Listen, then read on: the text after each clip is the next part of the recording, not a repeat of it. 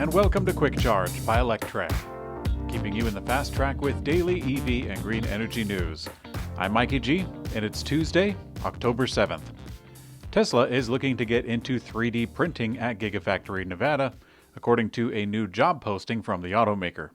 Stocks in the 3D printing industry, also known as additive manufacturing, are rising today as the market is looking at Tesla potentially buying more printers. Tesla writes in the job posting saying, quote, Tesla is seeking a highly motivated individual interested in acquiring and expanding the skill sets necessary to operate SLA, SLS, FDM 3D printing equipment in our rapidly growing additive manufacturing operations. Tesla has always used 3D printing, but primarily in prototyping, so less so in manufacturing. SpaceX, which is in many ways a sister company to Tesla, has fairly deep expertise in 3D printing for manufacturing, and the two companies have been known to often share their expertise and sometimes staff. Tesla batteries deployed in Vermont have saved local electricity ratepayers about $3 million this year alone, according to the local electric utility. Green Mountain Power, or GMP, a relatively small electric utility operating in Vermont, was one of the earliest adopters of Tesla's Powerwall. They write, quote, Green Mountain Power announced today that its growing network of stored energy reduced about $3 million in costs for all GMP customers so far in 2020 by cutting power demand during energy peaks, especially during the hot, dry summer. The company says that its program, under which it deploys two Powerwalls for free on lease for $55 per month, is full for the year of 2020, and people are now signing up for the 2021 waitlist. Tesla reportedly caught an employee engaging in malicious sabotage at its Fremont factory. This is according to an internal email sent to employees. Al Prescott, Tesla's vice president of legal and acting general counsel, wrote in an email to Fremont factory employees, and it was obtained by Bloomberg, quote, 2 weeks ago, our IT and InfoSec teams determined that an employee had maliciously sabotaged a part of the factory. Their quick actions prevented further damage, and production was running smoothly again in a few hours later. Now, for the sake of saving face and security, other details were not given. The news comes after we learned earlier this year that Tesla and the FBI prevented a $1 million ransomware hack at Gigafactory Nevada. This episode of Quick Charge is brought to you by Electrify America, the nation's largest coast-to-coast charging station network for electric vehicles. No matter where you're heading, they have chargers nearby. And at charging speeds up to 350 kilowatts for capable electric vehicles, they'll help you get there fast. Find out what they're up to at electrifyamerica.com. That's electrifyamerica.com. Electrify America. Hello, freedom.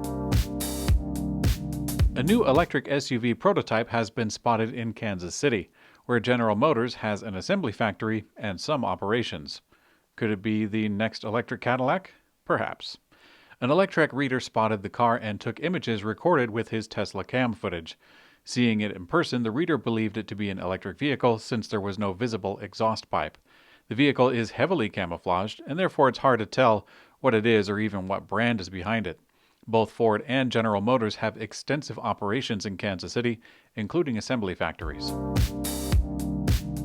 The 2021 Volvo XC40 Recharge and the 2021 Polestar 2, both of which are from the Volvo Geely company, they both got their official EPA ratings today, and both of them got over 200 miles of range. The 2021 Volvo XC40 Recharge, which entered production last week, received an EPA range of 208 miles on a single charge. As for the Polestar 2, it received a rating of 233 miles. And despite the difference, both of these vehicles use a 78 kilowatt-hour battery pack. And in Electrek's Green Energy Brief, according to EV specialist Octopus Electric Vehicles, the number of UK drivers opting to lease an electric vehicle has almost doubled in the first 6 months of 2020. Back in April 6, the UK government eliminated the benefit-in-kind tax for drivers using an EV, instantly making leasing an EV through workplace salary sacrifice schemes, which, by the way, is company cars and related benefits, these became more attractive. Previously, 16% of the benefit-in-kind tax was applied to the vehicle, but now those who lease an EV via salary sacrifice pay for it completely tax-free. In contrast, internal combustion engine vehicles are still subject to an average of 27% benefit-in-kind tax when using salary sacrifice. The European Parliament has today voted in favor of a legally binding target for the European Union to cut emissions by 60% by 2030 against the 1990 levels. The European Union's current 2030 goal is a 40% emissions cut. Parliament will need to agree to the target with EU member countries, and they are currently split on how ambitious it should be. San Francisco-based Redactive has closed $156.5 million in funding, led by global fund manager Carval Investors. Redactive provides energy-efficient retrofit programs without upfront capital and uses directly measurable binding data for commercial and industrial customers.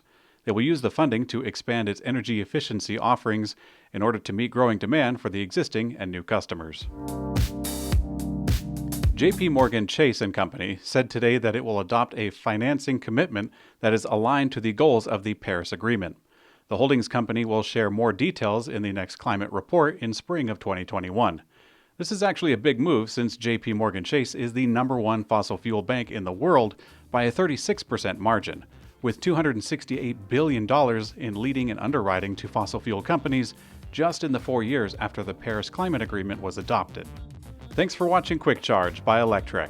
You can also catch an audio version of this same podcast on your favorite podcast player. Thanks for watching, and I will see you on later.